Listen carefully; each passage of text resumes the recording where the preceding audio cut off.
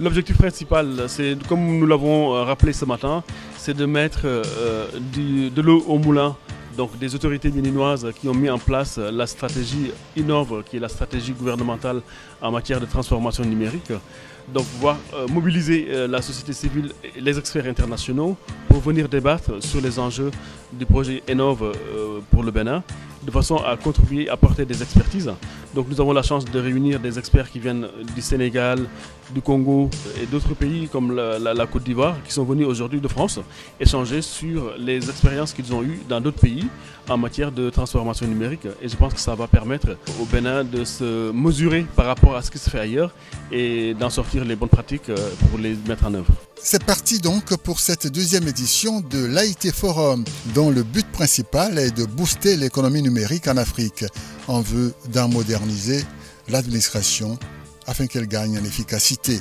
Déjà des pays pionniers en Afrique tels que le Cap-Vert, le Maroc et le Rwanda, parce que l'Afrique, continent historiquement connecté depuis des siècles, doit rester encore au cours de notre époque moderne en pleine connexion pour ne point rater la troisième révolution industrielle, celle du numérique.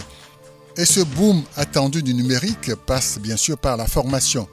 Google en a donné le ton en avril 2016 dans son plan de formation d'1 million de jeunes dans le sens d'une carrière dans l'économie numérique. Mais au-delà des pays africains ciblés, principalement anglophones, il faut élargir la base vers les pays de l'espace francophone.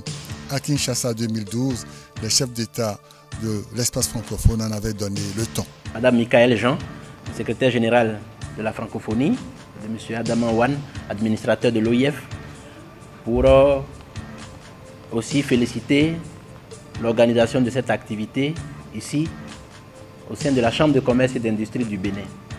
C'est le lieu aussi, en votre nom à tous, de féliciter M. Mohamedou Diallo, qui apparaît aujourd'hui de plus en plus comme un des pionniers de l'information en termes d'économie numérique en Afrique, notamment francophone. Le Bénin, dont les acteurs, opérateurs privés et publics du numérique, la Chambre consulaire, le Parlement et le gouvernement étaient présents à cette rencontre de la CCIB.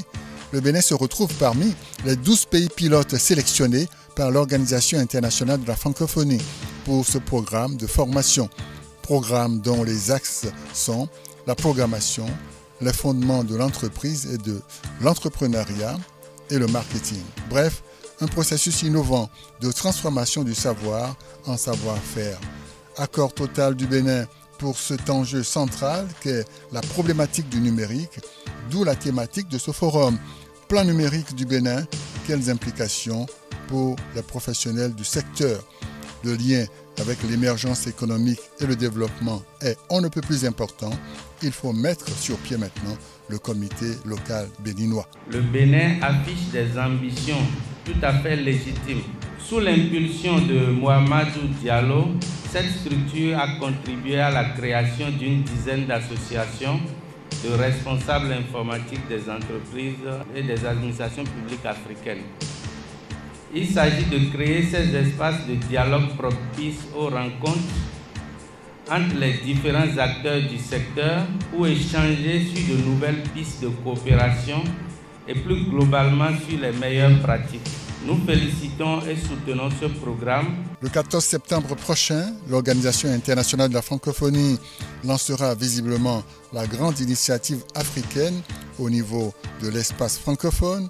En vue, les cours en ligne ouverts massifs pour enrôler d'abord plus de 100 000 jeunes et à terme plus d'1 million de jeunes africains dans l'économie numérique.